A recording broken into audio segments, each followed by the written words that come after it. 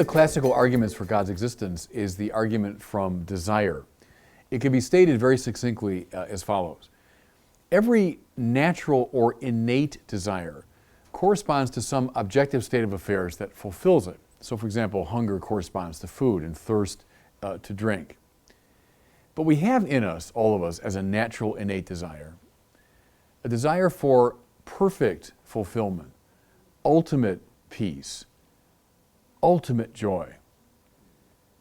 Nothing in the world can possibly fulfill this desire.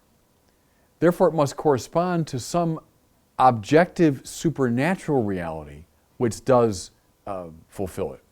And this all people call God. So there's a succinct way of stating the argument. Now, I found in my years as an apologist and evangelist that this argument, even more than the arguments from cosmology and so on, tends to get dismissed out of hand by the critics. They'll say, well, look, wishing doesn't make it so. I might wish there to be $1 million, doesn't mean that I have $1 million. I might want to fly like a bird, doesn't mean that I can fly like a bird. So they in a sort of cavalier way dismiss this argument.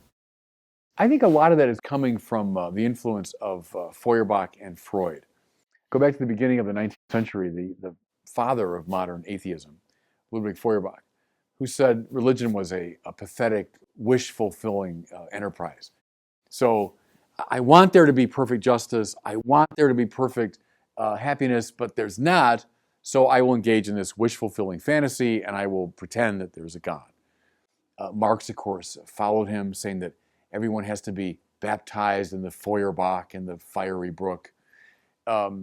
Freud apes him really in the 20th century, making a very similar argument that we have these infantile fantasies about God because we want justice, we want joy, we want peace, but the world can't give them, and so we invent religion. Both Feuerbach and Freud said it's time for us to grow up, to wake up from these infantile fantasies, to get out of this wish-fulfilling project and actually, live your life. So Feuerbach says the no to God is the yes to man. Freud says time to, grow up and come to real maturity. Okay, those views have trickled down pretty massively into the popular culture. So whenever you propose the argument from desire, it sounds to people like, oh, that's just the Feuerbach project, and they dismiss it out of hand. Well, can we recover the cogency of this argument in the wake of that critique? I think we can, but we have to get a little bit behind the deceptively simple surface of the argument. The argument hinges on a distinction between two types of desire. The one that I call natural or innate, and the other I might call artificial or psychologically contrived. So, for example, I have a desire maybe for the newest model sports car. It was placed in me by an advertising campaign. I might desire a new suit of clothes that I saw that someone was wearing. Oh, I'd like a suit of clothes like that. Or I might desire a Shangri-La. I wish there was a place like Shangri-La. Or I might desire, as the critics say, to fly through the air like a bird. Okay, these are all desires. Let's see, those are not innate or natural desires. Those are artificial and psychologically contrived desires, which means they don't prove anything about their object. In some cases, the object does exist. So I want a new suit of clothes. Well, is there a new suit of clothes? Yeah, in fact, there is in the store. I want a sports car. Yeah, well, there actually is a sports car. But I want Shangri-La, I want to fly through the air like a bird. Well, they don't necessarily exist, that state of affairs. The point is that kind of desire proves nothing about its objective correlate. But now, go back to what I'm calling innate or natural desires. I desire food. Does that desire prove the existence of food? Yes, indeed. Hunger proves the existence of food. I desire something to satisfy my thirst. Does that prove the existence of water or water-based things? Actually, it does. I, by an innate natural desire knowledge. Does that prove that there really is truth out there? Yes, indeed, it does. Now, why? Why? And here's the hint, here's the difference. Because the very organ of desire, if I can put it that way, participates in its fulfillment. What I mean is the stomach and the whole apparatus that produces hunger is built for food. It's participating already in what fulfills it. It's unthinkable apart from food. The stomach and the whole system of hunger makes no sense apart from food. The same is true of thirst, obviously. Our thirst apparatus is participating even now in what fulfills it.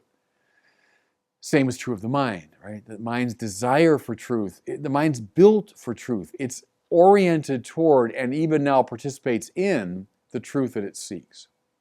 That's why innate and natural desires prove the existence of their objective correlate. Okay, now the question becomes, what kind of desire is a desire for God? I would say this, it's a desire for the unconditioned. Because it's not a desire for a particular good or a particular truth or a particular beauty. It's a desire for ultimate, unlimited truth, goodness, beauty. It's desire for those qualities in their properly unconditioned form. So what does that show? It shows that Feuerbach and Freud can't be right, because the unconditioned, by its very definition, cannot be limited to the merely subjective. The minute I say, oh, it's merely subjective, I'm saying it's not unconditioned. I've just conditioned it. Therefore, the Feuerbach-Freud argument cannot obtain in regard to the desire for the unconditioned. That desire, indeed, even now participates in the unconditioned reality which it seeks. The hunger for God does indeed prove that God exists, just as the hunger for food proves that food exists. It hinges upon the quality of the desire for a properly unconditioned reality. Someone that made this argument central to his thought was C.S. Lewis. You see it explicitly talked about in his more philosophical writings. It's also the still point around which much of his fiction revolves. So, for example, in the Narnia stories, you have the figure of Aslan, the lion, who symbolizes the object of the unconditioned desire. Well, in one of the Narnia stories, a character approaches Aslan, and I want to read this to you because it's right on the point this argument's making. The person says to the lion, "Please, you are so beautiful. You may eat me if you like, because I would sooner be eaten by you than fed by anyone else." That's a wonderful, high paradox.